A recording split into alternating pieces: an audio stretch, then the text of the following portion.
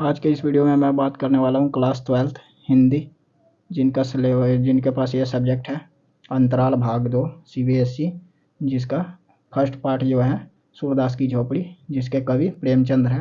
इसके बारे में इम्पोर्टेंट क्वेश्चन विद आंसर के साथ मैं डिस्कस करने वाला हूँ। तो यह वीडियो जो है क्लास 12th के लिए बहुत ही महत्वपूर्ण उपयोगी साबित होने वाला है।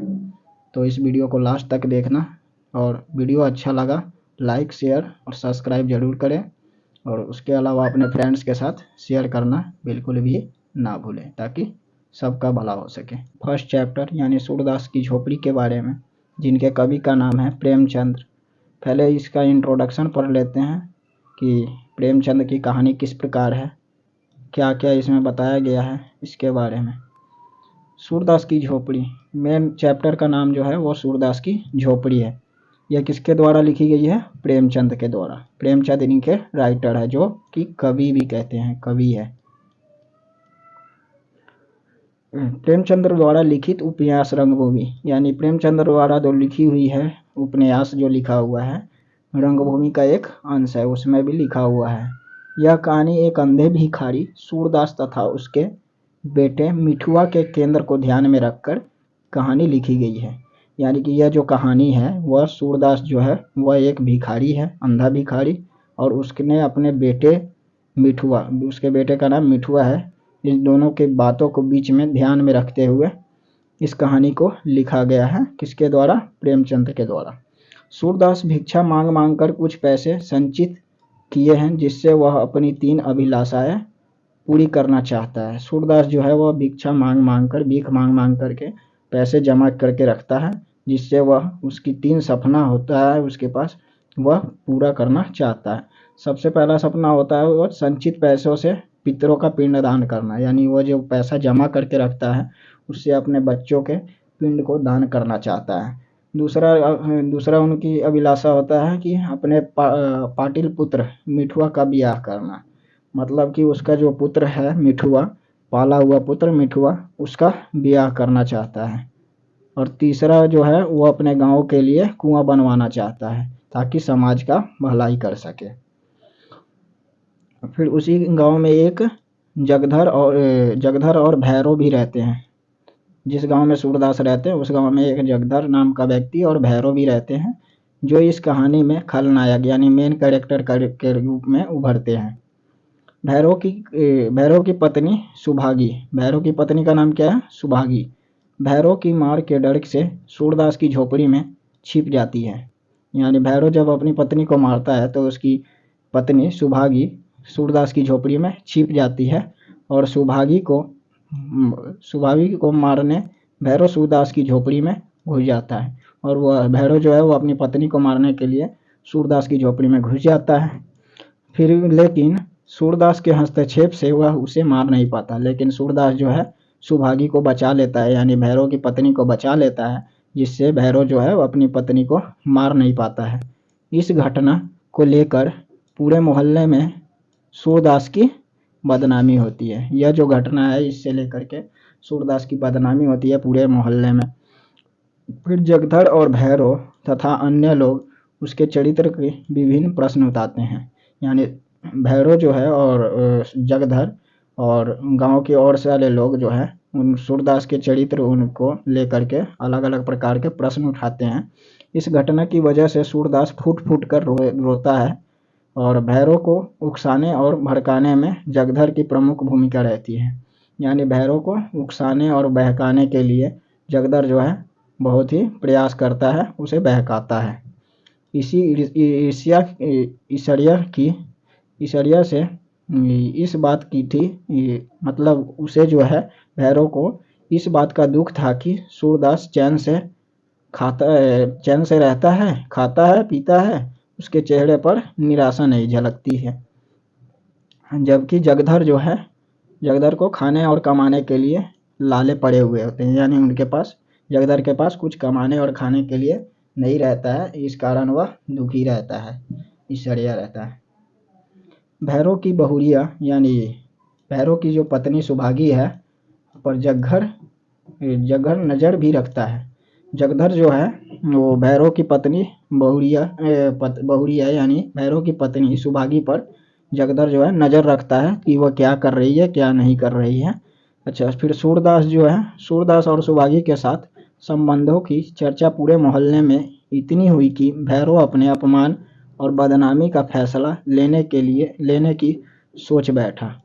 मतलब जो है सुभागी और सूरदास का संबंध इतना अच्छा खासा रहता है कि मोहल्ले वाले भी देख करके भैरव का अपमान करते रहते हैं और उसकी बदनामी करते रहते हैं, जिससे भैरव जो है अपना फैसला लेने के लिए सोचने को बैठ जाता है।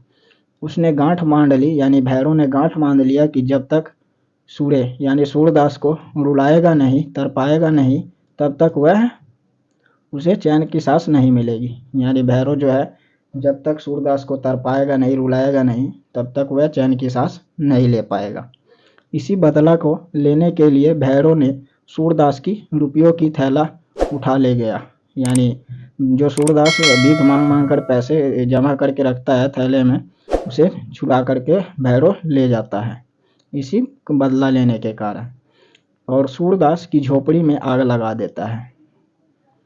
सूरदास की यह विशेषता है कि सूरदास की झोपड़ी जला देने के बाद भी वह किसी से प्रतिरोध लेने में विश्वास नहीं रखता। यानी किसी से जो है वह प्रतिरोध यानी कष्ट दुखी नहीं होता है, और वह फिर यह निर्णय लेता है कि वह पुण्य निर्माण पर विश्वास करेगा, यानी दोबारा बनाने की कोशिश करेगा झोपड़ी को। इसलिए वह मिठुआ का सवाल पूछता है। जो कोई 100 लाख बार झोपड़ी को आग लगा दे तो मिठुआ कहता है कि कोई 100 लाख बार भी झोपड़ी को आग लगा दे तो क्या करोगे? तो इसके जवाब में दृढ़ संकल्प के साथ उत्तर देते हुए सूरदास बोलता है, तो हम 100 लाख बार भी घर बनाएंगे। फिर हम आ जाते हैं इसके इम्पोर्टेंट क्वेश्चन आंसर पर। सूरदास की झोपड़ी, यह अंतराल का पार्ट 1 है। अंतराल पार्ट 1 प्रेमचंद, इसके कवि है प्रेमचंद। क्वेश्चन नंबर 1 पहला कहता है, चूल्हा ठंडा किया होता तो दुश्मनों का कलेजा कैसे ठंडा होता, के आधार पर सूरदास की मनोदशा का वर्णन कीजिए। इसका मतलब यह है कि अगर दुश्मनों का कलेजा ठंडा होता तो चूल्हा ठंडा किया होता तो दुश्मनों का कलेजा ठंडा होता। इसके आधार पर सूरदास की किस प्रकार की मंशा होती है उसके बारे में बताइए। उत्तर में देखते हैं, यह वाक्य नायक राम का है। यह जो है किसने कहा है? नायक राम ने कहा है कि चूल्हा का ठंडा किया होता तो दुश्मनों का कलेजा ठंडा होता। फिर आता है, झोपड़ी के राख होने पर जगधर ने सूरदास से पूछा कि उसने रात को चूल्हा ठंडा नहीं किया था। इसका उत्तर नायक राम ने दिया कि यदि चूल्हा ठंडा किया होता तो दुश्मनों का कलेजा कैसे ठंडा होता। फिर आ जाता है, सूरदास के दुश्मन भैरव ने उसकी झोपड़ी में आग लगा दी थी क्योंकि सूरदास ने भैरव की पत्नी की मदद की थी। इसी बात से चिढ़कर भैरव ने सोचा कि सूरदास की पत्नी को सिखाता पढ़ाता होगा। भैरव सोचता था कि उसकी पत्नी जो है सुभागी, उसे सूरदास सिखाता पढ़ाता होगा। फिर उसने बदला लेने के लिए सूरदास की झोपड़ी में आग लगा दी। उसने सूरदास की झोपड़ी में आग लगा दी और उसकी जिंदगी भर की जमा पूंजी उड़ा ली गई। यानी वो जो भी जमा करके रखा था पैसा, उसको चुरा ले गया। कौन? भैरव। सूरदास ने 500 रुपये जमा करके रखा था। सूरदास जो है उस पोटली में 500 रुपये जमा करके रखा था, जिसके बारे में उसने तरह तरह की योजनाएं बना रखी थी। यानी प्लान बना रखा था कि मिठुआ का शादी करेगा, गांव के लिए कुआं बनवाएगा। ये सब उसके सपना था, अभिलाषा था। फिर सूरदास की झोपड़ी जलने का इतना दुख नहीं था जितना उसके पैसे का चोरी होने का दुख था। यानी सूरदास का घर जल गया था, झोपड़ी जल गया था, उसका इस बात का टेंशन नहीं था, लेकिन जितना वह पूंजी जमा करके अपनी अभिलाषाएं पूरी करना चाहता था, उस बात का दुख था। इसी में क्वेश्चन नंबर 2 आ जाता है। यह एनसीईआरटी का क्वेश्चन है, जिसमें भैरव ने सूरदास की झोपड़ी को क्यों जलाई। फिर आ जाता है उत्तर है भैरव व उसकी पत्नी में झगड़ा करवाती थी। भैरव की माँ जो है भैरव और उसकी पत्नी यानी सुभागी में झगड़ा करवाती रहती थी। ऐसे में भैरव ताड़ी पीकर अपनी पत्नी को मारता था। इससे तंग आकर वह भैरव से लड़कर घर से चली गई। भैरव को लगा कि सूरदास ने उसे सिखाया पढ़ाया है। बदला लेने के लिए उसने सूरदास की झोपड़ी में आग लगा दी। कौन? भैरव।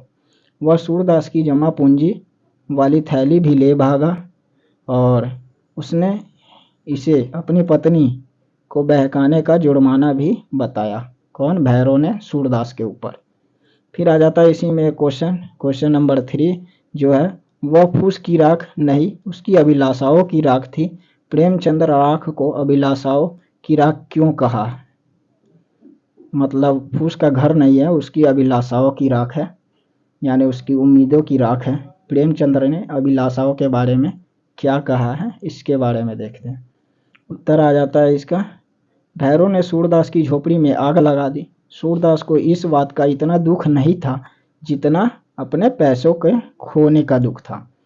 यानी सूरदास को जो है भैरव ने सूरदास की झोपड़ी में आग लगाई थी और सूरदास को इस बात का दुख नहीं था कि उसकी झोपड़ी जल गई, राख हो गई, जितना उसे दुख था अपने पैसों के खो जाने का। उसकी जमा पूंजी 500 रुपये थी। उसके जो सूरदास जमा कर रखा था उसमें 500 रुपये थे। वह इन रुपयों से अपनी अभिलाषाओं की पूर्ति करना चाहता था, यानी वो अपने सपने पूरी करना चाहता था। वह अपने पुत्र के लिए बहू लाना चाहता था, यानी मिठुआ का ब्याह करना चाहता था। वह अपने पितरों का पिंडदान करना चाहता था। उसका मन एक कुआं खुदवाने का था। वह यह काम चुपचाप करवा कर सबको आश्चर्य में डालना चाहता था। कौन? सूरदास। पैसे के खो जाने से उसकी सभी अभिलाषाओं का अंत हो गया, यानी उसके सारे सपने खत्म हो गए और उसे लगा कि वह अपनी अभिलाषाओं की राख पर बैठा है। किसे? सूरदास को। फिर आ जाता है इसमें 4th क्वेश्चन जो कि एनसीईआरटी से, यह सब क्वेश्चन जो है एनसीईआरटी से लिया गया है, जिसको मुझे तैयार करने में काफ़ी समय लग गया है। तो वीडियो को लास्ट तक देखना आपके लिए बनता है और अपने फ्रेंड्स के साथ शेयर करना, सब्सक्राइब करना और लाइक करना तो बनता ही है। फिर 4th क्वेश्चन में आ जाता है, जगधर के मन में किस तरह की ईर्ष्या का भाव जगा और क्यों? मतलब जगधर के अंदर जो है किस प्रकार की दुश्मनी का भाव आया और क्यों आया, इसके बारे में पढ़ते हैं। फिर उत्तर में, जगधर ने सबको विश्वास दिला दिया था कि उसने सूरदास की झोपड़ी में आग नहीं लगाई थी। यानी जगधर जो है वो अपने गांव में सबको विश्वास दिलाया था कि उसने सूरदास की झोपड़ी में आग नहीं लगाई है। उसने बातों बातों में पता कर लिया था कि भैरव ने ही आग लगाकर सूरदास की झोपड़ी जला दी थी। यानी जगधर ने बात बात में ही पता लगाया कि भैरव जो है उसकी सूरदास की झोपड़ी में आग लगाई है और उसी से पैसे भी चुरा लिए, यानी भैरव ने ही सूरदास की पैसे भी चुरा लिए हैं। उसे यह बात का सहन नहीं हुई कि भैरव के हाथ इतने पैसे लग जाए। उसे इस बात का एहसास नहीं हुआ कि भैरव के हाथ में इतने पैसे लग जाएंगे। यदि भैरव उसे आधे पैसे दे देता तो वह तसल्ली कर लेता। कौन? जगधर। जगधर को अगर भैरव जो है जगधर को पैसे दे देता कुछ तो उसे तसल्ली मिल जाती। अब वह यह सोचकर परेशान हो रहा था कि भैरव 2-3 दुकानों का ठेका ले लेगा और मौज उड़ाएगा।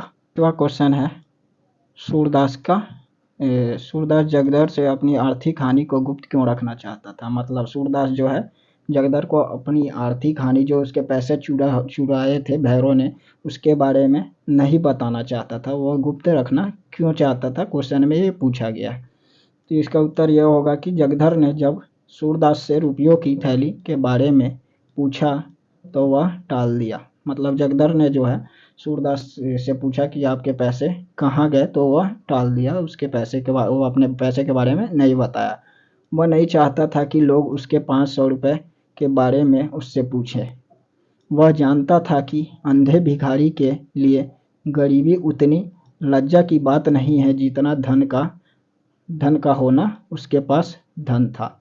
जितना उसके पास धन का होना जरूरी है, उतना क्या गरीबी होना जरूरी नहीं है। और वह भीख मांग रहा था, तो बोलकर लोग उसके मजाक उड़ाएंगे, इसलिए वह नहीं बताना चाहता था। इन कारणों से सूरदास जगधर से अपनी आर्थिक हानि को गुप्त रखना चाहता था। इसी के कारण जो है सूरदास जगधर से अपनी आर्थिक हानि के बारे में नहीं बताना चाहता था। फिर इसी में एनसीईआरटी में क्वेश्चन नंबर 6 है। सूरदास उठ खड़ा हुआ और विजय गर्व की तरंग से राख के ढेर को दोनों हाथों से उड़ाने लगा। सूरदास की मनोदशा का वर्णन कीजिए। मतलब सूरदास जो है उठकर खड़ा हुआ और अपने विजय गर्व के साथ बोला तरंगों में कि राख की ढेर दोनों हाथों से उड़ाने लगा। वो अपनी राख के ढेर को दोनों हाथों से उड़ाने लगा और कहा इसके बारे में क्वेश्चन में पूछा गया है कि सूरदास की मनोदशा का वर्णन कीजिए। सूरदास की मनोदशा किस प्रकार है, इसके बारे में बताइए। इसका उत्तर यह है कि जब सूरदास ने देखा बच्चे मिठुआ को चिढ़ा रहे थे, बच्चे जो है सूरदास के बेटे मिठुआ को चिढ़ा रहे थे क्योंकि वह खेल में रोता था। जो मिठुआ है वह खेल में रोता था। सूरदास की मनोदशा में एकाएक परिवर्तन आ गया। उसे लगा कि वह पानी में डूब रहा था कि किसी ने उसके हाथ पकड़कर किनारे पर खड़ा कर दिया। किसको? मिठुआ को। उसने सोचा सच्चे खिलाड़ी कभी रोते नहीं, धक्के पर धक्के सहते हैं पर मैदान में डटे रहते हैं। किसने कहा? सूरदास ने सोचा। खेल हंसने के लिए है, दिल बहलाने के लिए है। खेल जो है वह हंसने के लिए, मौज करने के लिए और दिल को उस खेल के साथ बहलाने के लिए, उसके साथ लगे रहने के लिए। यह सोचकर सूरदास विजय गर्व की तरंग में राख की ढेर दोनों हाथों से उड़ाने लगा। फिर क्वेश्चन नंबर 7 आ जाता है, ये कि इम्पोर्टेंट है। ये वैसे इम्पोर्टेंट सब है क्योंकि एनसीईआरटी से लिया गया है, तो इम्पोर्टेंट सब है आपके लिए। तो 100 लाख बार घर बनाएंगे, ये किसने कहा? सूरदास ने कहा। सूरदास के चरित्र की विवेचना कीजिए। सूरदास का इस पर क्या चरित्र है उसके बारे में विवेचना करना, यानी बताना है कि वह इतना कुछ होने के बाद भी वह अपनी हार नहीं मानता है और कहता है कि मैं 100 लाख बार भी घर बनाऊंगा। उत्तर यह है कि सूरदास के चरित्र में निम्न विशेषताएं हैं। सबसे पहले वह कर्मशील व्यक्ति है, वह कभी हार नहीं मानता। सूरदास कर्मशील है, वह कर्म के आधार पर विपत्तियों का सामना करता है, वह हार नहीं मानता इतनी आसानी से। दूसरा पॉइंट इसमें यह आ जाता है हार ना मानने वाला व्यक्ति। सूरदास परिस्थितियों से लड़ता है, वह हार नहीं मानता। झोपड़ी जल जाने पर भी वह उसे पुण्य बनाने के संकल्प लेता है। मतलब सूरदास का झोपड़ी जल जाता है फिर भी वह हार नहीं मानता और वह ये सोचता है कि वह दोबारा फिर बनाएगा। उसकी सोच इतनी बड़ी होती है। फिर पॉइंट नंबर 3 आ जाता है सहनशील। वह सहनशील होता है। कौन? सूरदास जो है वह सहनशील व्यक्ति है। सूरदास सहनशील है। भैरव ने उसकी झोपड़ी जला दी, उसके पैसे ले उड़ा, फिर भी वह सहकर रह गया। फिर वह कुछ नहीं किया, वह सहकर रह गया।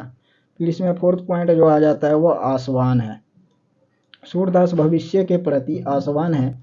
वह झोपड़ी नष्ट हो जाने पर भी आशा करता है कि वह फिर से घर बनाएगा। तो फिर इसका मतलब यह है कि कभी भी विपत्तियों से, इस कहानी से यह सीख मिलता है कि कभी भी विपत्तियों से हमें हार नहीं मानना चाहिए। चाहे कुछ भी हो जाए, हमें अपने कर्तव्य के प्रति डटे रहना चाहिए। तो यह कहानी से यह सीख मिलता है। अगर यह आपको वीडियो अच्छी लगी हो तो दोस्तों के साथ ज़रूर शेयर करें ताकि मैं ऐसी ही वीडियो आप सब के लिए लाता रहूं। और ऐसे ही चैनल को सब्सक्राइब करें जिससे मुझे मोटिवेट मिले। लाइक करें, शेयर करें और कमेंट्स करें कि ये वीडियो आपके लिए कैसा लगा है और कैसा आपके लिए रहा है ये वीडियो। तो थैंक यू।